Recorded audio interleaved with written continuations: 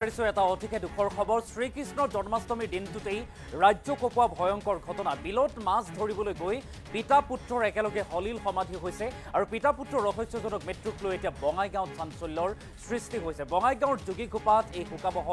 ঘটনাক লৈ এতিয়া অঞ্চলজুৰি শোকৰ ছাঁ পৰিছে আমি সবিস্তাৰে খবৰটো লৈ অহাৰ চেষ্টা কৰিম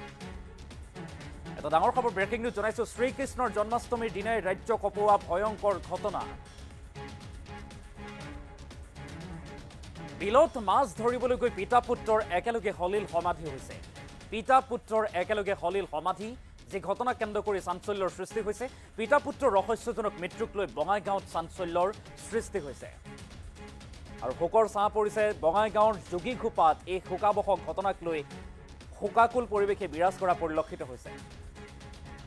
কুমাৰকাটা গাঁৱৰ পুৰেণ চন্দ্ৰ দাস যাৰ বয়স ৪৫ আৰু তেখেতৰ পুত্ৰ অংকুৰ দাস ২১ বছৰীয়া অংকুৰ দাসৰ মৃত্যু হৈছে নিশা কুমাৰকাটা গাঁৱৰ দলনি বিলত মাছ ধৰিবলৈ গৈছিল পিতা পুত্ৰই আৰু পিতা পুত্ৰই মাছ ধৰিবলৈ যাওঁতেই এই শোকাবহ ঘটনা যোগীঘোপা আৰক্ষীয়ে উদ্ধাৰ কৰে পিতা পুত্ৰৰ মৃতদেহ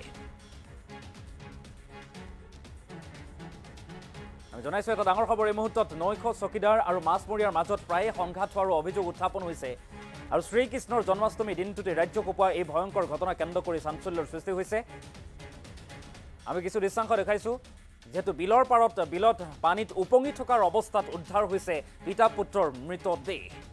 পিতা পুত্ৰৰ এই ৰহস্যজনক মৃত্যুক লৈ এতিয়া বঙাইগাঁৱত চাঞ্চল্যৰ সৃষ্টি হৈছে কুমাৰকাটা গাঁৱৰ পুৰেণ চন্দ্ৰ দাস যাৰ বয়স ৪৫ বছৰ আছিল আৰু তেখেতৰ পুত্ৰ যাৰ বয়স ২১ নাম হৈছে অংকুৰ দাস আৰু দুয়োগৰাকী পিতা পুত্ৰৰ একেলগে হলিল সমাধি সমগ্ৰ ঘটনা কেন্দ্ৰ কৰি চাঞ্চল্যৰ সৃষ্টি হৈছে এটা ডাঙৰ খবৰ এই মুহূৰ্তত জনাইছো শোকাকুল পৰিৱেশে বিৰাজ কৰিছে আচলতে মাছ ধৰিবলৈ গৈছিল আৰু স্থানীয় ৰাইজৰ যি অভিযোগ সেই অভিযোগ হৈছে মাছমৰীয়া আৰু সমান্তৰালকৈ বিলৰ চকীদাৰ নাইট চকীদাৰ নৈশ চকীদাৰৰ সৈতে প্ৰায়ে সংঘাত হয় প্ৰায়ে কাজিয়াৰ সূত্ৰপাত হোৱা পৰিলক্ষিত হয়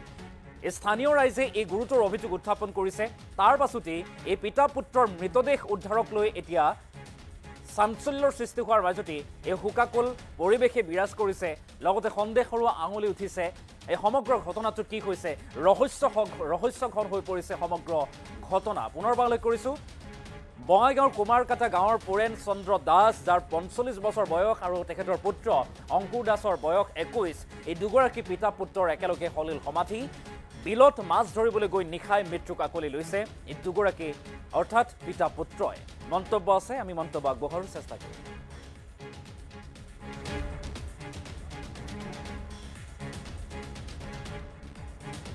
আজি শ্ৰীকৃষ্ণৰ জন্মাষ্টমীৰ দিনটোতে এটা শুভ দিনত কুমাৰকাটা পুৰণিপাৰা কুমাৰকাটা দ্বিতীয় খণ্ড বুলি কয় এই গাঁৱৰে নিবাসী শ্ৰী পুৰেণ চন্দ্ৰ দাস তাৰ আনুমানিক বয়স ৪৫ বছৰমান হ'ব আৰু তেখেতৰে পুত্ৰ অংকুৰ দাস তাৰ বয়স ২১ বছৰ দুইজনে মানে অনদিন যেনেকৈ সন্ধিয়া খোৱা মাছ মাৰিবলৈ দলনি বিলৰ পাৰত আহে যোৱাকালি নিশা সন্ধিয়াও ঠিক তেনেকৈ দলনি বিলৰ পাৰত মাছ মাৰিবলৈ আহিছিল কিন্তু মাছ মাৰিবলৈ অহাৰ পিছত হ'ল কি তেওঁলোকে নিশা ঘৰলৈ যোৱা নাই নযোৱাৰ কাৰণে ইয়াত দলনি বিলত আকৌ বিলৰ পহৰাদাৰে খুব ষ্ট্ৰিক পহৰা দিয়ে তেতিয়া পৰিয়ালৰ মানুহে ভাবিছিল কিজানিবা মানুহ দুজনক আচলতে ডিউটিৰ মানুহে ধৰি লৈ গ'ল নেকি গাঁৱৰ মানুহে আহি সেই ঠাইত যেতিয়া খুব বিচাৰ খোচাৰ আৰম্ভ কৰিল আৰম্ভ কৰাৰ পিছত দেখা যায় এটা ঠাইত মানে ৫-৬ ফুটমান পানীৰ তলত বগা বগা দেখিবলৈ পোৱা যায় বাপেক পুতেক দুইজনে আচলতে মৰি আছে পানীৰ তলত তেতিয়া আমি যোগীঘোপা থানাত খবৰ দিছোঁ কিন্তু এইখিনিতে এটা কথা মানে প্ৰশ্ন আমাৰ ৰাইজৰ মনত মানে খুব বাৰুকৈ ধৰিল যে নিশা বিলৰ যি পহৰাদাৰবিলাক আহিল তেওঁলোকে জ্বলন্ত অৱস্থাত টৰ্চ লাইটটো পাল আৰু টৰ্চ লাইট আৰু মাছ অনা কচটো তেওঁলোকে লৈ গ'ল লৈ যোৱাৰ পিছত তেওঁলোকৰ কোনো পদক্ষেপ নাই আচলতে কি অৱস্থাত টৰ্চটো পাল কেনেকৈ পাল কি একো নকৰাকৈ তেওঁলোকে বস্তুটো ৰিকভাৰী কৰি তেওঁলোকৰ ডিউটিৰ অফিচলৈকে লৈ গৈছে সেই অফিচত যেতিয়া আমাৰ মানুহ সুধিবলৈ গৈছে তেতিয়া তেওঁলোকে কৈছে যে আমি সেই দলনি বিলৰ সেই ঠাইখিনিত আমি জ্বলি থকা অৱস্থাত এটা টৰ্চ লাইট পাইছোঁ আৰু এটা কচ পাইছোঁ তাৰপিছত আমি বিচাৰ খোচাৰ কৰি মানুহ দুটা পাইছোঁ এইখিনি আমাৰ সন্দেহ হৈছে যে বিলৰ পহৰাদাৰবিলাকে যেতিয়া এই কচটো আৰু টৰ্চ লাইটটো পোৱাৰ পিছত তেওঁলোকে কোনো ৰিয়েকশ্যন নকৰিল বা আমাৰ একেবাৰে ওচৰতে আমাৰ মানুহৰ ঘৰ আছে মানুহৰ ঘৰকো নজনাল এইটো কি কথা এতিয়া এইটো আমি প্ৰশাসনক আমি এই কথাটো অলপ চালি জাৰি চোৱাৰ কাৰণে আমি ৰাইজৰ ফালৰ পৰা অনুৰোধ জনাইছোঁ লগতে আমি দেখিবলৈ পাইছোঁ যে এই যে মৃত পুৰেণ চন্দ্ৰ দাস এই পুৰেণ চন্দ্ৰ দাস আমাৰ গাঁওখনৰ এজন সৰ্বৰাহী যুৱক আছিল সমাজৰ প্ৰতিটা অনুষ্ঠান প্ৰতিষ্ঠানত লাগি থাকে দুখীয়া মানুহ তেওঁলোকে দিন মজুৰি কৰি খায় দিনত কাম কৰি নিশা তেওঁলোকে দলনি বিলৰ পাৰত সৰু সুৰা মাছ মাৰি তেওঁলোকে সদায় আহে অন্যদিনৰ নিচিনাকৈ কালিও আহিছিল হঠাৎ যে বাপেক পুতেকৰ এনেকুৱা ঘটনা হ'ব এই কথাটোৱে মানে সমগ্ৰ এটা অঞ্চলৰ ৰাইজৰ মানে এটা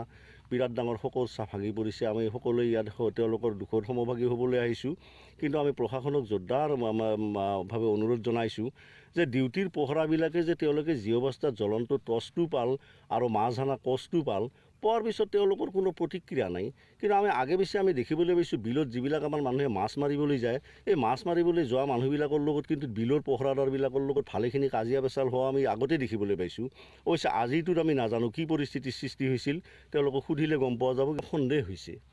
যে আচলতে সলিল সমাধি ঘটিল নে বিলৰ পহৰাদাৰ মানুহৰ লগত কিবা সংঘাত লাগিল এই কথাটো এতিয়ালৈকে আমি জানিব পৰা হোৱা নাই সেইকাৰণে আমি প্ৰশাসনক আমি অনুৰোধ জনাইছোঁ